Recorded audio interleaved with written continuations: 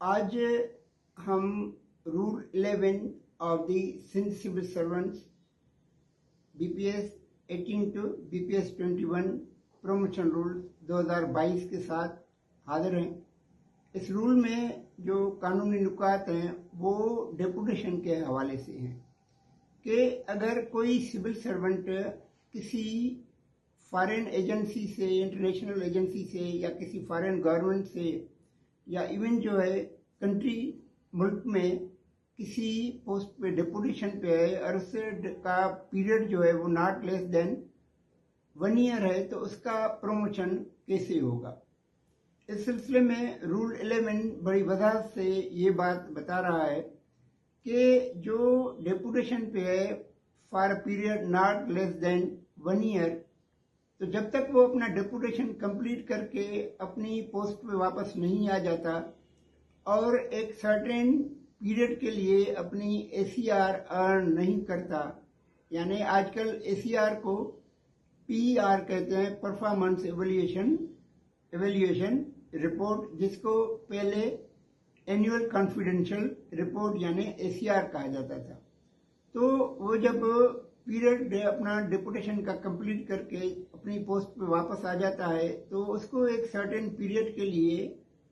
PR earn करनी पड़ेगी, यानी परफॉर्मेंस एवेल्यूएशन रिपोर्ट जो है वो हासिल करनी पड़ेगी। इतना पीरियड वो सर्व करेगा ताकि उसका जो रिपोर्टिंग ऑफिसर है उसकी वो पीआर लिख ले।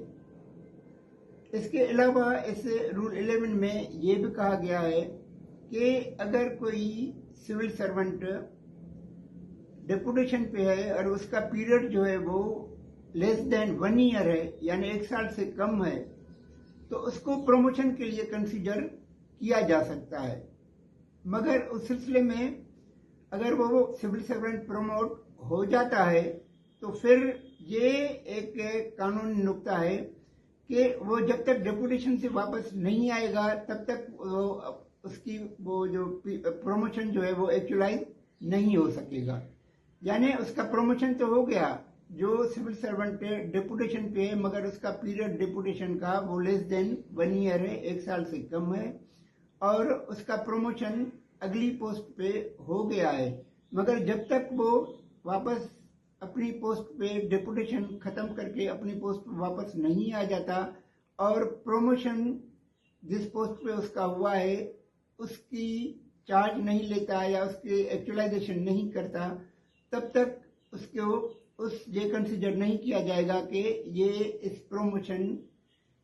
पे काम कर रहा है।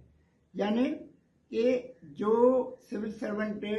डेपुटेशन पे था और उसका पीरियड 1 साल से कम था, इन द मीनवाइल उसका प्रमोशन हो गया,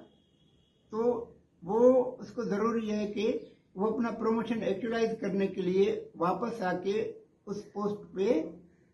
जिस पोस्ट के लिए उसको प्रमोट किया गया है, उसकी चार्ज ले ले या उस प्रमोशन को एक्चुअलाइज कर ले, तब जाके ये कंसीडर होगा कि ये इसने अपने प्रमोशन को एक्चुअलाइज कर लिया है। अगर आपको इस सिलसिले में कुछ मजीद वजाहत चाहिए तो मैं आपको हर मरतबा सजेस्ट करता हूँ कि आप रेलेवेंट रूल्स पढ़ लिया करें। ये भी जो रूल 11 है वो आप पढ़ लें, उसका मुताला कर लें। अगर उसके बाद भी आपके जहन में कोई वजाहत चाहिए या कोई क्वेश्चन है, यहाँ पर आपको एक व्हाट्सएप नंबर नज़र आ रहा होगा, आप अपना सवाल हमें भिजवा दें। हम कोशिश करेंगे कि एक वीडियो के ज़रिए आपके सवाल का जवाब आप तक पहुँचा दें।